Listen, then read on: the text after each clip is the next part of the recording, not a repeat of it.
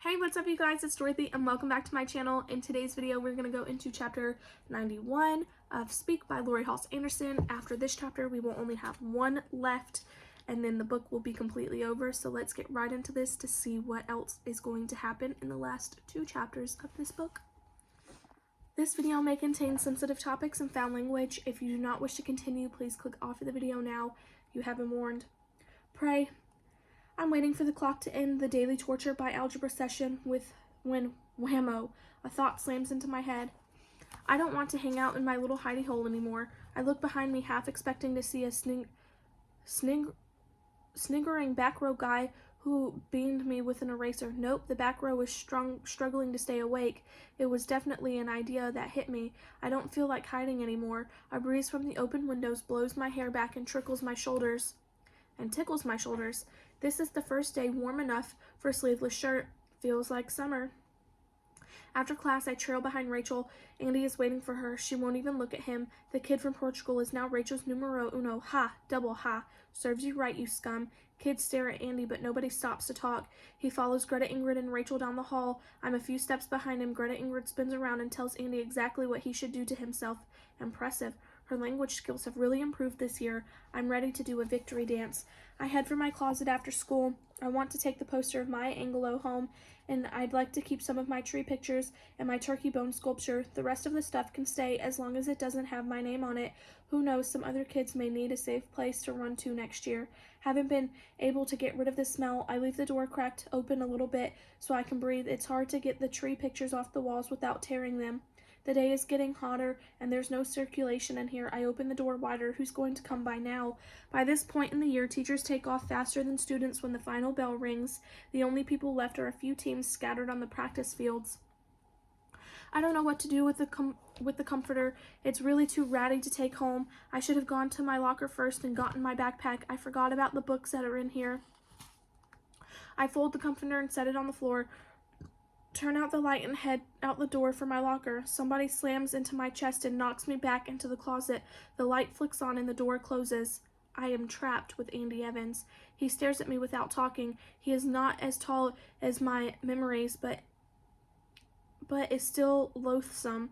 The light bulb throws shadows under his eyes. He is made out of slabs of stone and gives off a smell that makes me afraid. I'll wet my pants. He cracks his knuckles. His hands are enormous. You have a big mouth, you know it. Rachel blew me off at the prom giving me some bullshit story about how I raped you. You know that's a lie. I never raped anybody. I don't have to. You wanted it just as bad as I did, but your feelings got hurt, so you started spreading lies, and now every girl in school is talking about me like I'm some kind of pervert. You've been spreading that bullshit story for weeks. What's wrong? Ugly? You jealous? Can't get a date? The words fall like nails on the floor, hard pointed. I try to walk around him. He blocks my way. Oh no, you're not going anywhere. You really screwed things up for me. He reaches behind and locks the door. Click. You are one strange bitch, you know that? A freak. I can't believe anyone listened to you. He grabs my wrists. I try to pull them back, and he squeezes so tight it feels like my bones are splintering. He pins me against the closed door. Maya Angelou looks at me. She tells me to make some noise. I open my mouth and take a deep breath. You are not going to scream. You didn't scream before. You liked it.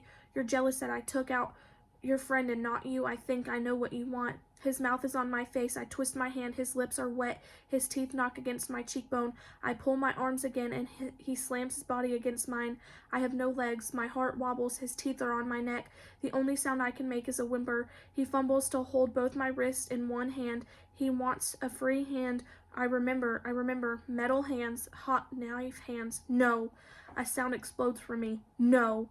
I follow the sound, pushing off the wall, pushing Andy Evans off balance, stumbling into a broken sink. He curses me and turns his fist, coming. An explosion in my head and blood in my mouth. He hit me. I scream. Why aren't the walls falling? I'm screaming loud enough to make the whole school crumble.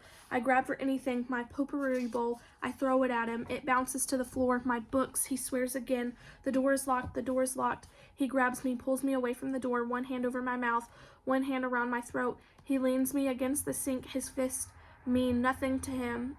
Like little rabbit paws thumping harmlessly. His body crushes me.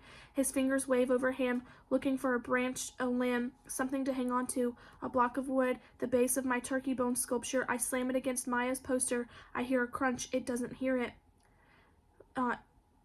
It breathes like a dragon. It hands leaves my throat, attacks my body. I hit the wood against the poster and the mirror under it again. Shards of glass slip down the wall and into the sink. It pulls away from me. Puzzled, I reach in and wrap my fingers around a triangle of glass. I hold it to Andy Evans' neck.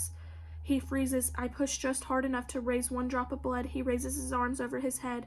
My hand quivers. I want to insert the glass all the way through his throat. I want to hear him scream. I look up. I see the stubble on his chin, a fleck of white in the corner of his mouth. His lips are paralyzed. He cannot speak. That's good enough. I said no. He nods. Someone is pounding on the door. I unlock it and the door swings open. Nicole is there along with the lacrosse team, sweaty, angry, their sticks held high. Someone peels off and runs for help. That is the end of that chapter. I will see you guys in the next video. Bye.